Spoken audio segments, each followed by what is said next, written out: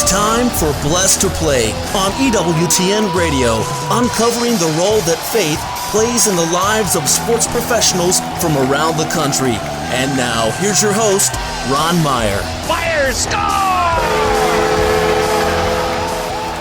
My guest today is Steve Strachan. He was a former National Football League player with the Oakland Raiders. Played in the NFL for 5 seasons. Also played his college ball at Boston College and was part of that 1984 team that, it was the Miracle in Miami it was known for. A very good team indeed, but that one play kind of was synonymous and iconic of the 80s. And Steve was part of that play. We'll also talk about that.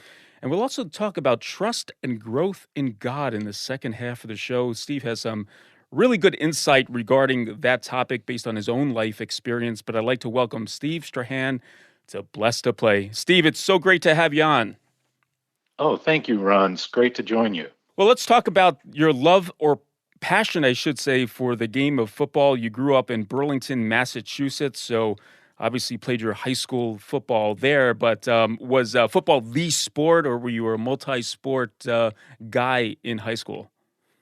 I was like a lot of guys back then. This is a long time ago. I was a multi-sport guy, but football was the sport for not just me, but my older brothers. I have 5 older brothers. Mm-hmm. And really from my earliest memories, I wanted to play football, probably even before I knew what it was. I just knew that my oldest brother was a big high school football star. And I have memories of being 5 years old and looking at the yearbook pictures from his high school yearbook and just wanting that. Let's talk about choosing Boston College. Was it a tough choice for you? Were there other schools vying for you to go there? And why ultimately did you decide to go to Chestnut Hill and play for the Eagles?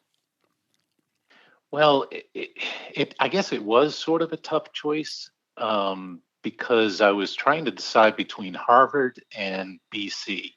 And BC was just 45 minutes away from my house. So it was like a no-brainer to go there, because if I went there, I knew that I would have a chance to play on TV because I saw the schedule. The schedule was set. So you played the running back position, and as I mentioned in the opening, it was a historical team, an iconic team that one play, but certainly the team wasn't defined by one play. It was a very good team, and you played alongside Heisman Trophy winner Doug Flutie, and you also were an MVP of the 1985 Cotton Bowl Classic. So let's talk about the game, the Miracle in Miami, the Hail Flutie, however you want to define it. I think the play call was a 55 flood tip, from what I understand. You were playing running back, but you were in the end zone actually when the ball was in the air and ultimately landed with a BC receiver in a miracle way. Recount that play, your thoughts going into it, and also the aftermath of such an important historical play in college football history. Sure. So I don't remember what we were ranked. I think we were probably 8th in the country at the time. And this was the second to last game.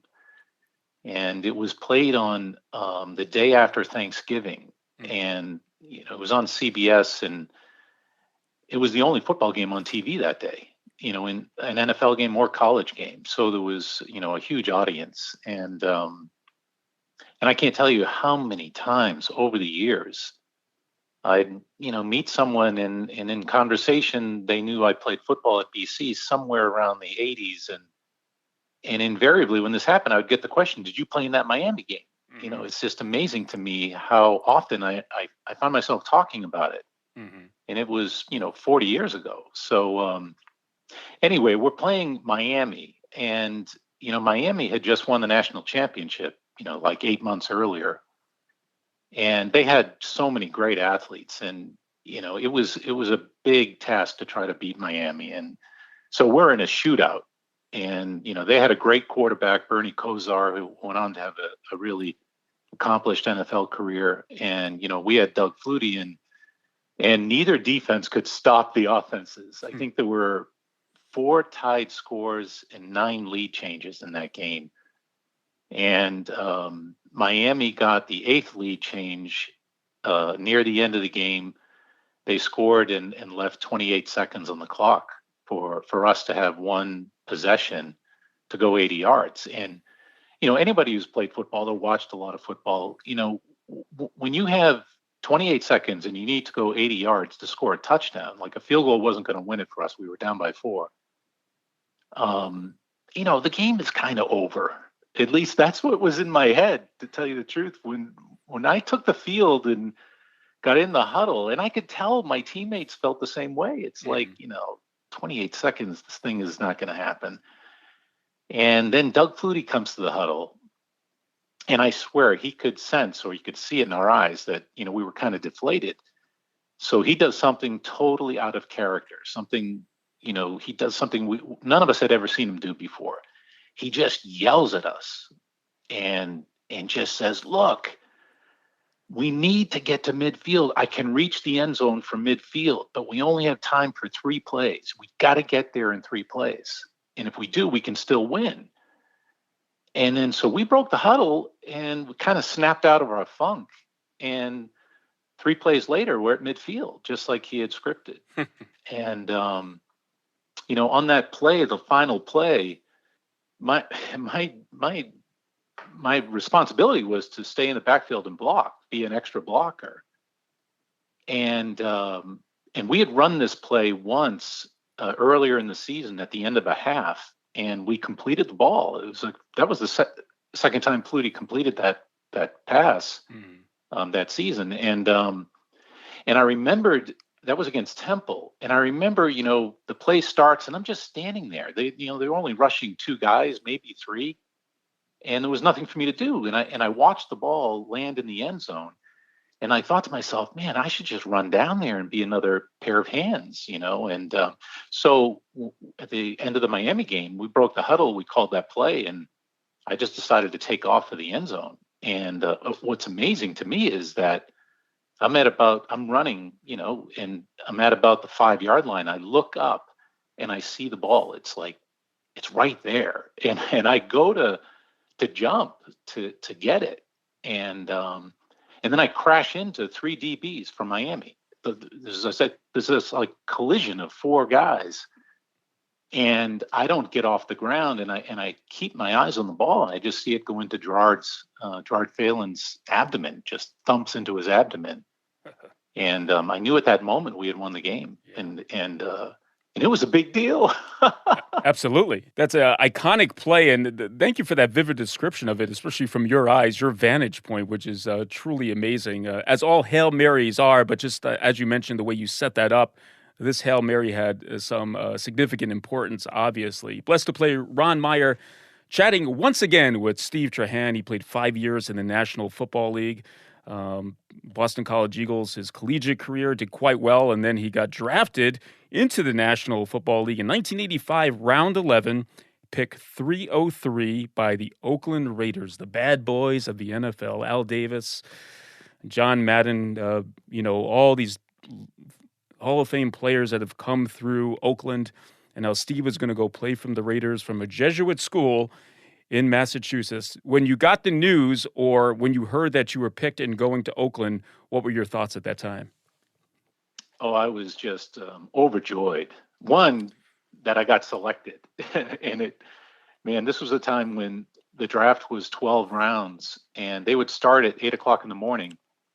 And it wasn't televised, right? So you kind of you knew it was going on, but you really had no idea what round they were on or what's going on. And so I just spent the entire day trying not to think about it. And they would just do all the draft picks consecutively. So the draft would last like 18 hours, and it would get over like at 2 a.m, the second day of the draft. So it's like 12:30. I'm in my dorm room with my roommates, and we're kind of hanging around all night, and they go to bed. And so we have this little landline phone, and it's connected to one of the bedrooms. So I literally take the phone out into the hallway and shut the door to the bedroom where my roommates were. And I'm sitting on the floor in the hallway with the phone between my legs, just looking at it, hoping that it would ring. And at 1:30 it rang, and it was the running back coach from the Raiders. So my first reaction was just relief, like it happened. But then, it was just like euphoria when I realized it was the Raiders, because the Raiders back then, they were the winningest team in all of sports in the U.S., right? So they had a bigger winning percentage than any NFL team, NBA team, Major League Baseball.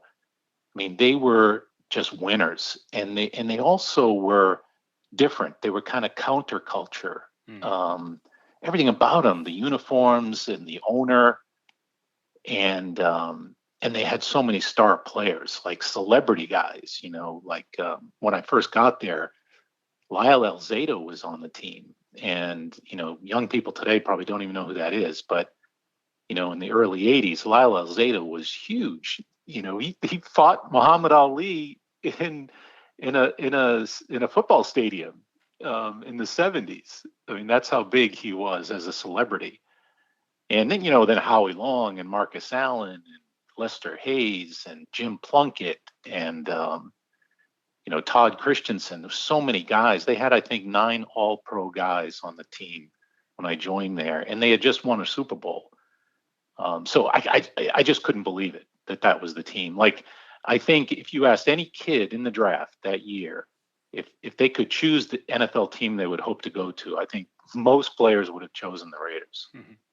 Steve Strachan was drafted by the Los Angeles Raiders and played 5 seasons from 1985 to 1989. He recorded his only NFL touchdown in October of 1988, a 13-yard pass from Jay Schrader in a 24-14 loss to the Miami Dolphins. When Blessed to Play returns, we'll talk about trust and growth in faith with Steve Strachan, former NFL player, when Blessed to Play returns right after this.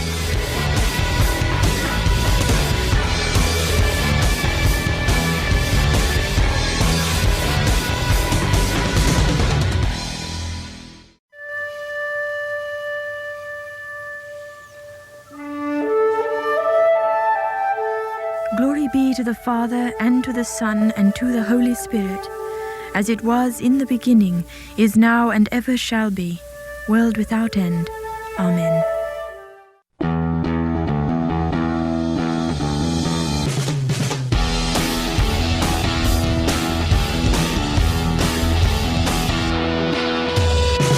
Welcome back to Blessed to Play. Ron Meyer joined today by Steve Strachan. He played 5 seasons in the NFL, most notably with the Oakland Raiders. Quite a franchise history, as Steve mentioned. They were known as the rough guys of the NFL. Let's put it that way. A lot of legacy of Hall of Fame players, which Steve alluded to as well. And Steve played some great college ball as well with the Boston College Eagles. But there's more to Steve than just being a talented athlete.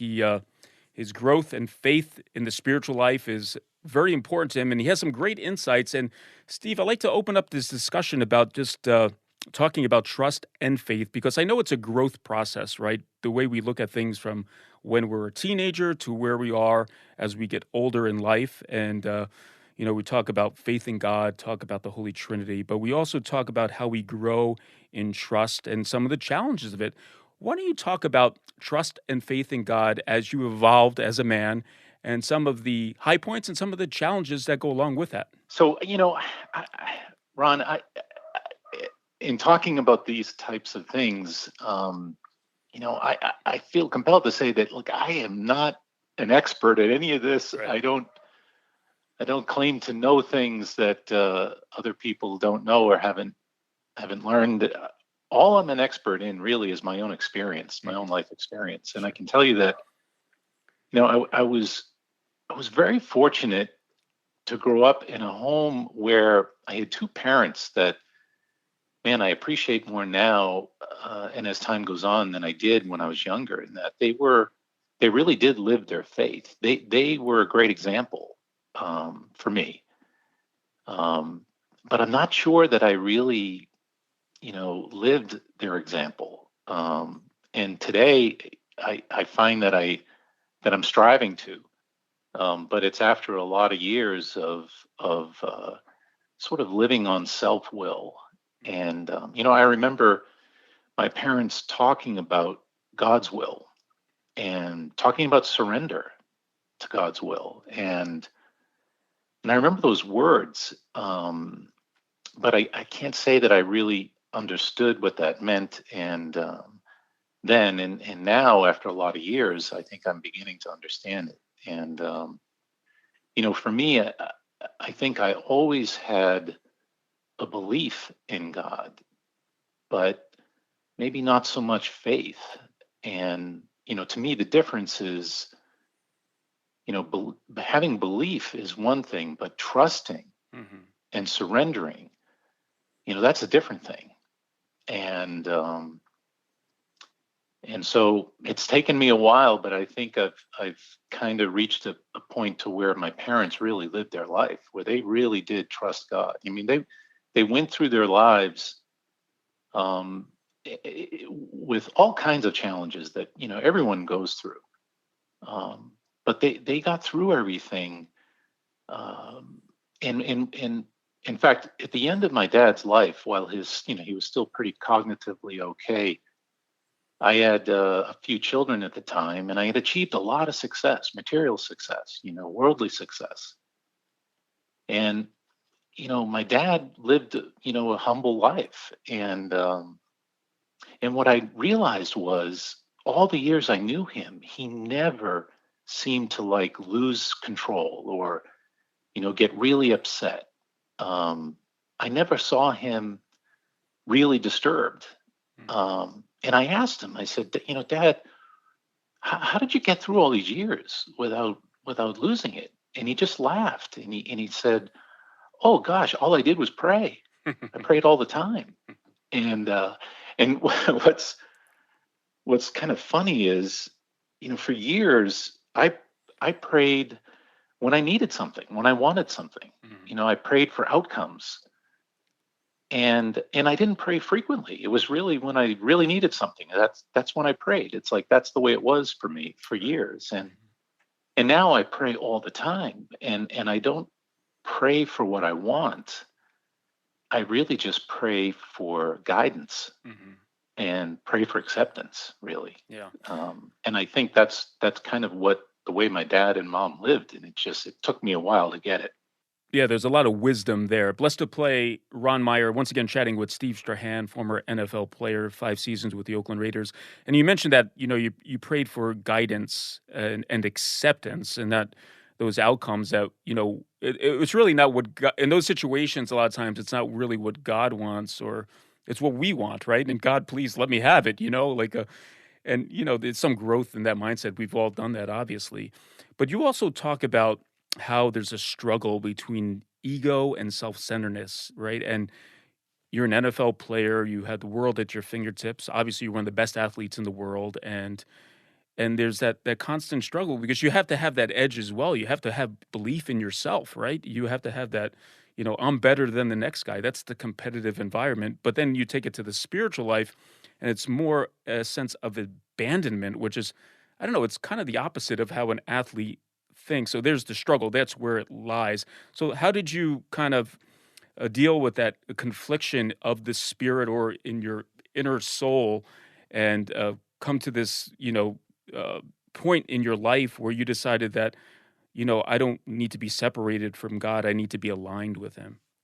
Yeah, I don't think it was a conscious choice, or an intellectual consideration or decision. I think, there's a line in the Serenity Prayer. It has a long form to the prayer, and I say it every day, sometimes multiple times a day. And the line is, accepting hardship as a pathway to peace. And I think for me, I only learn if I'm going through pain, enough pain to where I will give up, and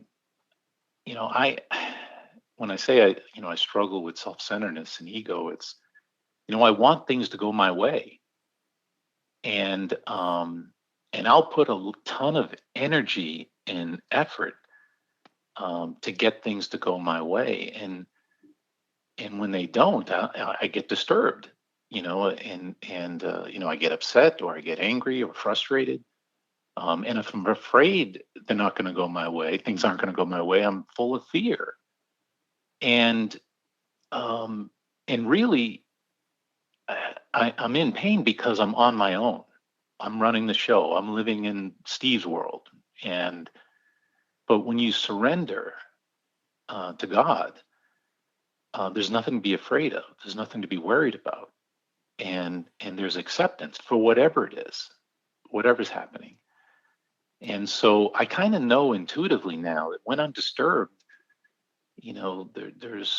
I'm the problem, and the problem is that I'm not living in a state of surrender like my parents did. And so now I find myself when I do get fearful or I'm ruminating over something, I can just stop and say, God, please take this from me. And get immediate relief. And Ron, this is the way it is for me, and it's been this way maybe in the last 10 years. Mm-hmm. But man, I spent a lot of years, just sort of out there in the material world, just, trying to compete and trying to achieve and really not finding peace, even when, I achieved many things, and it's funny, it's now I realize, like, gosh, peace is simply just letting go of that stuff and just trusting God, and regardless of the outcome, that's the big thing, and it's a constant battle for me. Well, it's a constant battle for all of us, for sure. Blessed to play, Ron Meyer, once again chatting with Steve Strachan, longtime competitive football player with the Boston College Eagles and also the Oakland Raiders as well. And, I think that in some respects, as we age in life, that as a coach prepares his players for the big game, or they mature as a team, that God matures us to a place of abandonment if we're open to that, because, we have to be prepared for the next life. And I think part of that process is that we're not gonna be totally fulfilled. There's no way. We could think we're going to consume everything to fulfill us, but there is a sense that we're not going to be fulfilled, and I think that's part of the process. And you mentioned so eloquently this notion of abandonment, that if we're going to fight against the process that God has put into place, we're just going to be miserable. We really are. But if we look at it as a source of growth and preparation, because I think there is a point of like God, like a good coach, is preparing us. Right? The coach is preparing us for the big game. God is ultimately preparing us to be with him forever. And that this struggle that goes along with that, and also as a player, when you're preparing to get to that big moment, there's a lot of struggle that goes into that as well. But there also is perseverance, and there's also a joy and happiness as well. So you run the full gamut here. As you get older in life, Steve, we have a few minutes remaining. Do you find that God is preparing Steve? Do you sense that in your spirit? Yes, and I think he always has been, and when I look back on much of my life and see the stuff that I went through, I can see where God was present, and but I'm just more mindful now. I had a conversation with a friend a couple of years ago. And I think I was like complaining about something, or, I had some kind of problem. I don't remember what it was. And he said to me, Steve, how many good summers do you think you have left? Right. And I'm 61 years old, and he was a little older than me. And what he was saying is like, look, you're acting like you're going to live forever. Well, what if you only have a year left? Is this a problem? Mm-hmm. And man, it was profound that, because I left him that day thinking, and I started thinking, when I think if we've seen on television or in movies, sometimes you see a young person that gets a terminal illness, and they get a diagnosis that's devastating, right? Somebody's in their 40s and they have cancer and they don't have long to live. And I can't point to a movie or a show, but I know I've seen this more than once, where the doctor would just say to the person, I think you should get your affairs in order. And I think what the doctor means by that is take care of any big things. Like if you have financial stuff that needs to be sorted out, take care of it. But mostly if you have relationships that need to be repaired, repair them, because, you don't have much time left. And I've been thinking, in the last couple of years, why is it that we wait to find out we're going to die before we get our affairs in order? Mm-hmm. And I started thinking, I want my affairs in order now. I want to live with my affairs in order, live with, good relationships and responsible living and, and live the way we're supposed to live, and I can't say that I was doing that for a lot of years. So now it's like, that's what I think about every day. Very profound about, keep getting our affairs in order right now. We don't have to wait till that moment of crisis or when we come to a moment where we know that maybe our end is near, but we could do it before that time and hopefully get our path right with God and our lives right with Him as well. Well, Steve, thanks so much for the time. I enjoyed talking football for sure, and that iconic play and your time spent in the NFL playing for the Raiders, but also such a passionate discussion about your growth in the spiritual life and some of your insights on that. Thanks so much for joining us on Blessed to Play. Thank you, Ron. I enjoyed it. Hey, Blessed to Play fans, check us out on the web at blessedtoplay.com. That's blessed2play.com. You could like us on Facebook and hit us up on the platform X at Blessed to Play. For Steve Strachan, I'm Ron Meyer. Thanks so much for joining us right here on Blessed to Play. You've been listening to Blessed to Play with host Ron Meyer on the EWTN Global Catholic Network. If you have a question or comment about today's show, feel free to email us at info@blessedtoplay.com. That's blessed, 2, play.com. You can also connect with the show on the web at www.blessedtoplay.com. Again, that's blessed, 2, play.com. Join us again next time for Blessed to Play on the EWTN Global Catholic Network.